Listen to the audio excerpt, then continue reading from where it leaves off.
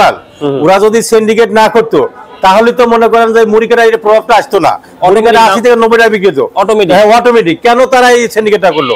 আমি সরকারের কাছে আবেদন করি সামনের পজিশনে যদি এই আলিপিস সিন্ডিকেট না করে, কারণ সিন্ডিকেট না করলে পর কৃষকের ক্ষতিগ্রস্ত হয়। এই যারা রাখি মাল করে ওনা বৈশাখ জ্যৈষ্ঠ মাসে চৈত্র মাসে বাদাই করে বৈশাখ জ্যৈষ্ঠ মাসে 200-300 টাকা মনে লাভ হলে চারিদিক ওনারা তো লাভের আশা করে। কেন লাভের আশা করবে? কৃষকের দরকার লাভের আশায়, কিন্তু এরা সিন্ডিকেট করে কৃষকের পতন করে দেয় কেন? দর্শক বন্ধুরা, আজকে 16ই ডিসেম্বর, এই মুহূর্তে আমি আছি ঢাকা শ্যামবাজারে। দর্শক বন্ধুরা, তো আজকে জানবো আজকের পাইকারি বাজার ঢাকা শ্যামবাজারে কিভাবে দেশি পেঁয়াজ, এলসি পেঁয়াজ, মুড়ি কাটা পেঁয়াজগুলো দর্শক বন্ধুরা আজকের বাজারে বিক্রি হয়। এরপরে আছে রসুন, এগুলোর দাম কেমন চলতেছে এগুলো সম্পর্কে আজকে আমরা বিস্তারিত জানবো আক্কাস ভাইয়ের কাছ থেকে। তো যে যেখান থেকে এই মুহূর্তে আমাদের ভিডিওটি দেখতেছেন সকলে ভিডিওটি না টেনে পুরোপুরি বন্ধুরা দেখতে থাকুন। তো কেমন চলতেছে আজকের বাজার বিস্তারিত জানবো। আসসালামু আলাইকুম। ওয়ালাইকুম আসসালাম ভাই, কেমন আছেন ভাই? আলহামদুলিল্লাহ ভালো আছি ভাই। ভালো আছেন ভাই? আজকে তো 16ই ডিসেম্বর। তবে আজকে 16ই ডিসেম্বর বিজয় দিবস। আমি ব্যবসায়ী ভাইদের জানাই শুভেচ্ছা এবং কৃষক ভাইদের জানাই আমার আন্তরিক ধন্যবাদ। জি ভাই, কামনা করি কৃষক ভাইদের জন্য 16ই ডিসেম্বর উপলক্ষে ওনারা যেন ভালো থাকে, সুস্থ থাকে, এটাই আমার কাম্য। তো কি খবর ভাই, আজকে কি খবর? তবে আজকে ভালো খবর, আজকে কালকে দুই একটা বেশি বেশি মুড়ি কাটা আজকে না আমি 60, 62, 65 টাকা মুড়ি কাটা আছে ভালোটা ভাই। ভালোটা না? হ্যাঁ, আর আমি আসার পরে আজ দুদিন বেচা কেনাই ছিল না, তবে আজকে খুব ভালো বেচা কেনা হয়েছে আমার। এই যে এলাট বিক্রি করেছি, এদিকে এই যে এলাট বিক্রি করা, এই যে এলাটও বিক্রি করা, বুঝছেন? তো অনেক মাল বিক্রি হয়েছে আজকে। তো যা হোক, আমি আজকে 60 টাকা থেকে 56 থেকে 65 টাকা বলতে এলসি বেচছি আজকে। হ্যাঁ, তবে এলসি বিক্রি হচ্ছে ভালোটা 72-70 বিক্রি হচ্ছে 1 নম্বরটা, এটা না? হ্যাঁ। তো কি পরিস্থিতি এখন বাজার, কি মুড়ি কাটায় কি দাম সামান্য বাড়তে পারে? এখন আমি বারবারই এক কথাই বলি, আমার মনেটা যদি এলসিটা না বন্ধ হয় তাহলে মনে করেন যে তেমন একটা যে বাড়বে এটা আমার মনে হচ্ছে না। আমি সরকারের কাছে আবেদন করছি বা বলতেছি বারবার, যদি এলসিটা বন্ধ করা হয় তাহলে বাংলাদেশের কৃষক একটু বাঁচবে। কারণ 1,20,000 থেকে 30,000 টাকা খরচ হয়েছে প্রত্যেক বিঘায়। এখন যে বেচা কেনা হচ্ছে মুড়ি কাটা, তাতে প্রতিটা গৃহস্থের প্রত্যেক বিঘে 33% 50 থেকে 80,000 টাকার মতন লস যাচ্ছে।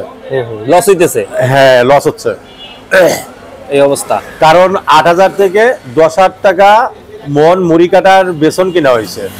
এখন সেই পিস যদি মনে করেন যে 60 টাকা 55 টাকা বিক্রি হয় মার্কেটে, তাহলে তো কৃষক আর আবাদ করবে না, 2025 সনে যায়। এবং আমি গ্রামে গেছিলাম, যারা বলতেছে যে 10 বিঘা লাগাবো, ওনারা লাগাচ্ছি এবার 5 বিঘা। কারণ ওনারা বলতেছে যে দেশে দাম কম, এত আবাদ করলে আমরা পিস লস খাবো। এই জন্যই তারা যে বলে আমার কাছে যে আপনি সরকারের কাছে আবেদন করবেন 2 মাস জন্য বাড়ির পিস না আনে, যাতে মুড়ি কাটা করে পয়সা পায়। জনগণ নিজে আমার কাছে বলছে, আমি দেশে গেছিলাম। গ্রামে ছিলেন? হ্যাঁ, গ্রামে ছিলাম। তো এখন অনেকে আমরা বলতেছি যে কিছুটা দাম বাড়ুক, অতিরিক্ত না। হ্যাঁ, আমি মনে করি যে যদি অতিরিক্ত না, এখন মনে করেন 65 টাকা 60 টাকা বাজার আছে, ওই 75-80 হলেও ক্যাশ ঘুরবে না, 90 টাকা 85 টাকা ক্যাশ ঘুরবে কৃষকের। হ্যাঁ, যে খরচটা হয়েছে, যে জন্মিছে। আমি তো বললাম এর আগের ভিডিওতে যে মোমেন্ট খায় যে 20-25 থেকে 50 মন পর্যন্ত পিস হয়েছে, এরা তো লস খাচ্ছে। এই জন্যই যদি 90-85 টাকা বিক্রি করে লাভ হবে না, ক্যাশ ঘুরবে, তাই না? হ্যাঁ। অনেকে বলতেছে ভাই দাম বাড়ার কথা বলেন, আমরা নাকি সিন্ডিকেট। না, সিন্ডিকেট অনেকেই অনেক কিছু বলতে পারে, কারণ দাম সিন্ডিকেট করছে। আজকে যারা মুড়ি কাটার যে প্রভাবটা ফেলাইছে, শুধু দেশি পেঁয়াজ, এই পুরান পেঁয়াজ, মুড়ি কাটা, এই সিন্ডিকেট করছে যারা রাখি মাল। ওরা যদি সিন্ডিকেট না করতো তাহলে তো মনে করেন যে মুড়ি কাটা এর প্রভাবটা আসতো না। অনেকের 80 থেকে 90 টাকা বিক্রি হতো অটোমেটিক। কেন তারা এই সিন্ডিকেটটা করলো? আমি সরকারের কাছে আবেদন করি সামনের পজিশনে যদি এই আলিপিস সিন্ডিকেট না করে, কারণ সিন্ডিকেট না করলে পর কৃষকের ক্ষতিগ্রস্ত হয়। এই যারা রাখি মাল করে ওনা বৈশাখ জ্যৈষ্ঠ মাসে চৈত্র মাসে বাদাই করে বৈশাখ জ্যৈষ্ঠ মাসে 200-300 টাকা মনে লাভ হলে পারে চারিদিক, ওনারা তো লাভের আশা করে। কেন লাভের আশা করবে? কৃষকের দরকার লাভের আশায়, কিন্তু এরা সিন্ডিকেট করে কৃষকের পতন করে দেয় কেন? এটা হলো আমার কথা। আমি সেই জন্য সরকারের পদক্ষেপ নিয়ে 2025 সালের জন্য জ্যৈষ্ঠ আষাঢ় মাসের মধ্যে যারা রাখি মালের ব্যবসা করে ওরা যেন পিস বিক্রি করে দেয়। আর থাকে গৃহস্থতা থাকবে, কৃষকতা থাকবে, কৃষক দিলে পয়সা পাক। ওনারা সিন্ডিকেট করবে কেন? অনেকের আছে চাকরি করে কিন্তু টাকা অনেকে চাকরি করে টাকা আছে, ওই কৃষক মাল আনে না, ওনারা কিনে রাখি করে বাধাই করে সিন্ডিকেট করে আজকে এই বাংলাদেশের কৃষকের একটা মানে এমন খারাপ করে দিছে, ওনারা পিএইচডি আর মনে আবাদি করবে না সামনের পজিশনে, যেরকম লাগতেছে আমার অনেক কম। যদি কৃষক আবাদি না করে তাহলে আপনার এই যে এই পিএইচডির প্রভাবটা ঠেকাবে কি করে? আবার যে পজিশনে যে আসে ঘাটতি পড়বে, এই ঘাটতিটা পূরণ করবে কে? তখন তো বাড়ির পিস লাগবে। আর যদি গৃহস্থ পয়সা পায় তাহলে পারে মনে করেন বাড়ির পিস লাগবে না, গৃহস্থ আনন্দ সহিত খুশির সহিত এরা পেঁয়াজ আবাদ করবে, মুড়ি কাটা এবং আলু পিস আবাদ করবে।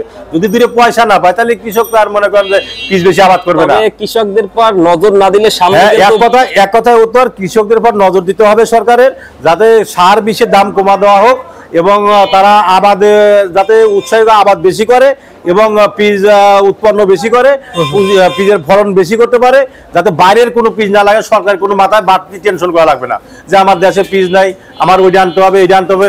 যদি সরকারের প্রতি কৃষকের প্রতি সরকার খেয়াল রাখে, নজর রাখে, তাহলে বাইরের কোনো মাল আনার টেনশন করা লাগবে না সরকারের।